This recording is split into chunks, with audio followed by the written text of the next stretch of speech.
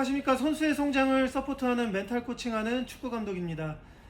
지난번 영상에 이어서 오늘 바로 세 번째부터 시작하려고 합니다. 지난번 영상은 축구 선수 멘탈 관리에 대한 내용이었는데, 첫 번째 자기 자신 칭찬하며 격려하기, 두 번째 긍정적인 기대 갖기였어요.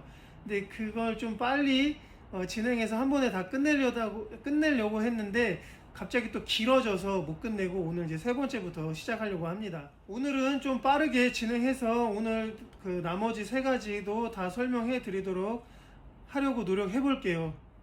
자, 세 번째는 정확한 상황 인식을 통해서 내가 해야 할 것에 집중하기입니다.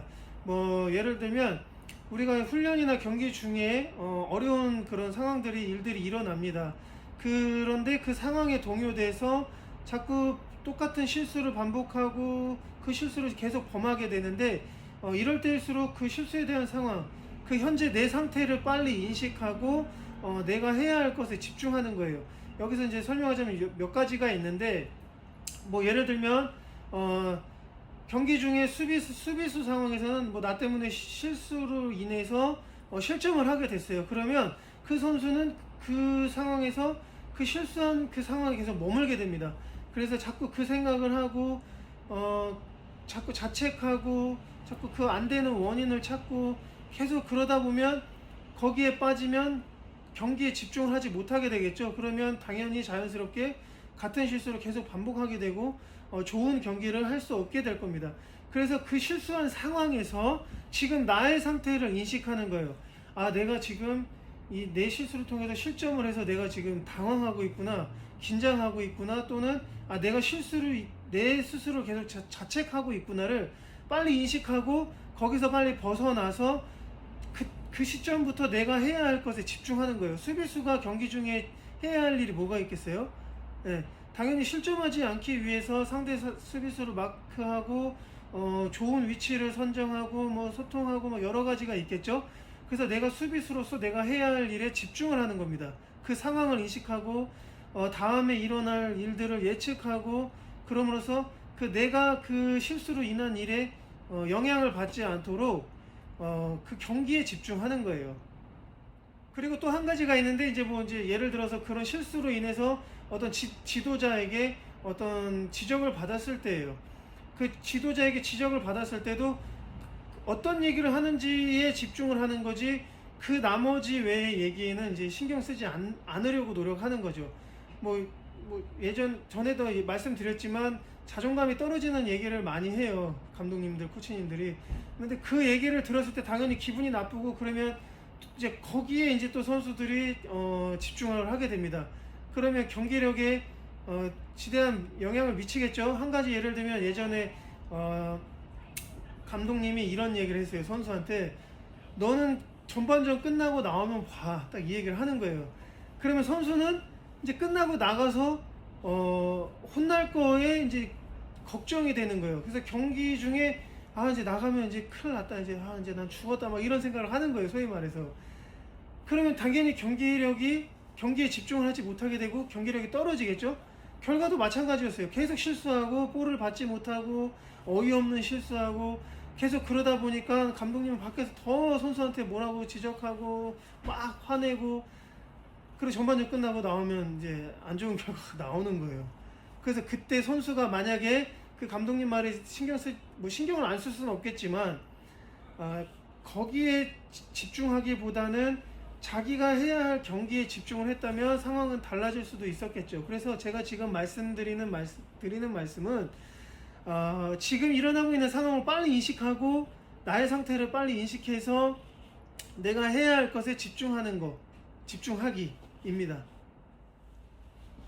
지금도 세 번째 얘기하는데도 굉장히 길어졌는데 빨리빨리 해야 되겠어요. 이제 네 번째는 말이 조금 빠르더라도 이해해 주세요. 네 번째는 이제 통제할 수 있는 영역을 인정하는 거예요.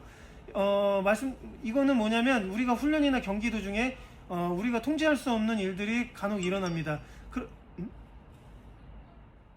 우리가 훈련이나 경기 중에 통제할 수 없는 일들이 일어나는데, 우리는 이 통제할 수 없는 일들을 우리가 자꾸 통제하려고 하다 보니까 통제하려고 욕심을 내게 됩니다. 그러다 보면 자꾸 내가 정작 해야 할 것에 집중을 하지 못하게 되는 또 상황이 일어나게 돼요. 뭐 예를 들면 경기 중에 내가 아주 멋진 슛을 날렸어요. 그런데 이게 누가 봐도 이건 들어갔다라고 느끼고 나도 느끼지만 밖에서도 이건 골이다, 모두가 골이다고 생각하는 그런 멋진 슛을 한 거예요.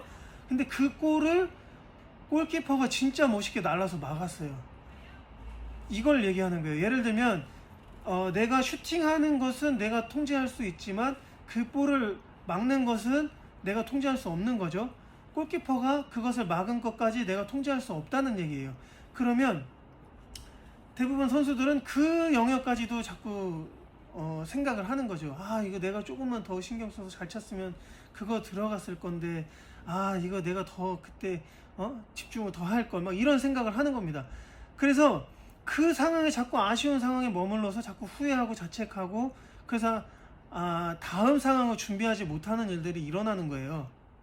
그리고 이제 지도자의 지적에서도 마찬가지예요. 밖에서 지도자가 나에게 지적을 하지 못하게 할 수 있는 그런 상황은 만들 수가 없죠. 그래서 지도자분들은 밖에서 계속 선수에게 뭐라고 계속 얘기를 할 거예요. 그걸 못하게 할 수 없어요.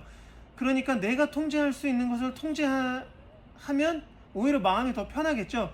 그래서 통제할 수 없는 것들은 빨리 인정하고 쿨하게 그냥 털어버리고, 내가 할 수 있는 좋은 다음 상황을 만드는 것에 집중을 한다면 더 좋은 경기력을 만들어낼 수 있을 겁니다. 자, 그리고 마지막으로 자기의 실수나 그 실패를 빨리 인정하는 겁니다. 실패를 겸허하게 받아들일 줄 알아야 참된 성공을 이룰 수 있다는 얘기는 많이 들었을 겁니다. 실패했다고 해서 자기 자신을 자책하고 자기 자신한테 화나면서 비난하는 것은 자기 자신을 망치는 일인 동시에 전혀 도움이 되지 않습니다. 실패를 했다라고 해서 끝이 아니에요. 그렇지만 빨리 인정하고 그 결과를 통해서 배움을 얻고 다음에 내가 더 잘하기 위해서 계획하고 실천하면서 집중하는 것이 더 중요합니다. 그래서 실패를 통해서 성찰한다면 이것은 실패가 아니라 또 실수가 아니라 더 나은 성장을 할 수 있는 동기가 될 수 있는 거예요. 그래서 훈련 때도 실수를 했으면 왜 실수를 했는지를 한번 생각해보고 다음 상황에서 그 실수가 나오지 않도록 집중하는 것이고, 뭐 예를 들어서 경기에서 졌다면 우리가 경기에서 질 수밖에 없었던 그런 원인들을 한번 찾아보고, 그러면 다음에 우리가 보완할 것을 찾고 그것을 위해서 또 다시 도전하고 결과를 만들어내는 겁니다.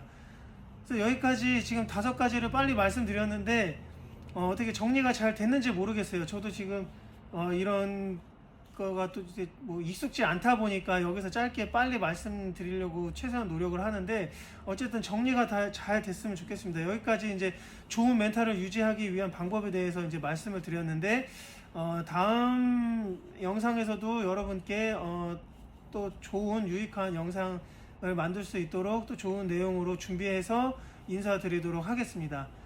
감사합니다.